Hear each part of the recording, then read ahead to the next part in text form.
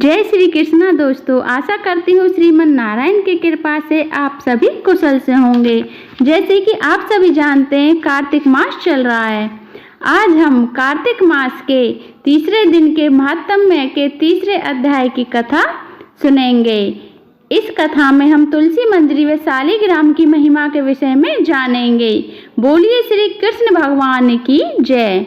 सत्यभामा बोली, हे भगवान, आप काल स्वरूप हैं और काल के संपूर्ण भाग समान हैं। तब फिर कार्तिक मास ही क्यों श्रेष्ठ है?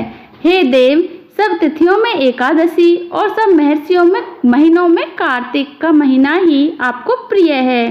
श्री कृष्ण बोले, हे कांते, तुमने अच्छा प्रश्न किया। एकाग्रचित होकर वेन के पुत्र पृथु और महर्षि नारद का संवाद सुनो। जिसे पहले पृथु ने नारद से पूछा, तब नारद जी ने कार्तिक मास की श्रेष्ठता कही। नारद जी बोले, पहले सागर का पुत्र शंख नामक राक्षस त्रिलोकी के मथने में समर्थ हुआ।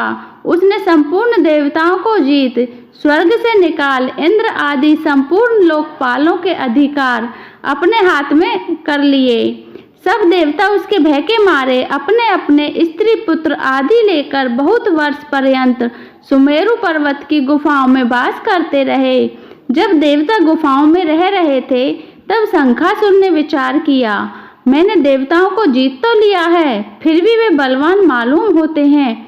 हाँ, अब जान पड़ा कि वे सब वेद मंत्रों से युक्त हैं। इससे उनके वेद मंत्रों का हरण करने से वे सब बलहीन हो जाएंगे। ऐसा विचार कर वह असुर विष्णु भगवान को नींद से ग्रस्त देख स्वयंभू ब्रह्मा जी के लोक में जाकर वहां से वेदों को निकालकर चलने को तत्पर हुआ। तब वे उसके भय के मारे यज्ञ के मंत्र और बीजों समेत जल में प्रवेश कर गए। तब तो वह शंखासुर भी उन्हें ढूंढता हुआ समुद्र के भीतर विचरने लगा, परंतु वे वेद एक स्थान पर कहीं भी प्राप्त न हुए। पीछे से ब्रह्मा जी सब देवताओं को संग ले और पूजा की सब सामग्री इकट्ठी कर बैकुंठ में विष्णु भगवान की शरण में गए। वहां उनके जगाने के निमित्त सब देवता गाने बजाने लगे और गंध धूप बार बार देने लगे। उनकी भक्ति से संतुष्ट होकर भगवान ने नेत्र खोले। तब सब देवताओं ने विष्णु भगवान के दर्शन किए और षोडश उपचार से पूजा करके दंडवत पृथ्वी पर गिर पड़े। तब तो माधव भगवान उनसे कहने लगे, हे देवगण, मैं तुम्हारे भजन कीर्तन आदि कार्यों से प्रसन्न हुआ हूँ। मैं आप लोगों की मनोकामना पूर्ण करूँगा। आश्विन शुक्ल पक्ष की एकादशी से देव उठनी एकादशी तक पहर भर रात्रि रहे।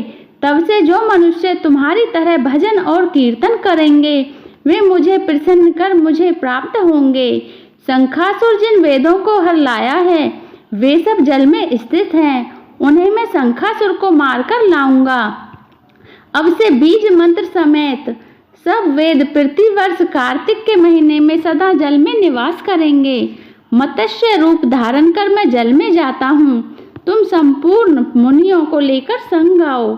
इस लोक में जो अच्छे मनुष्य प्रातःकाल स्नान करते हैं, वे निश्चित अक्षत स्नान के फल को प्राप्त होते हैं। जो कार्तिक में सदा व्रत करते हैं, उनको हे इंद्र, तुम मेरे लोक में पहुंचा दिया करो। हे यम, तुम सदा उनकी विघ्नों से रक्षा करते रहो। और हे वरुण, तुम उनको पुत्र पौत्र आदि देते रहो। हे कुबेर, तुम उनकी धन वृद्धि करो, जिससे यह मेरा रूप धारण कर साक्षात जीवन मुक्त हो जाएं। और हे अन्य देवताओं, जो जन्म से मरण तक उन बातों को धारण करते हैं, वे तुम्हारे द्वारा भी पूज्य हैं। जैसे तुमने मुझे एकादशी को जगाया है, इसलिए यह तिथि सदा मनाने योग्य है। अतः तीसरा अध्याय समाप्त। अगर आपको मेरी यह वीडियो अच्छी लगी हो तो इसे लाइक कर देना, चैनल को सब्सक्राइब कर देना और कमेंट में जय श्री कृष्ण जरूर लिखें।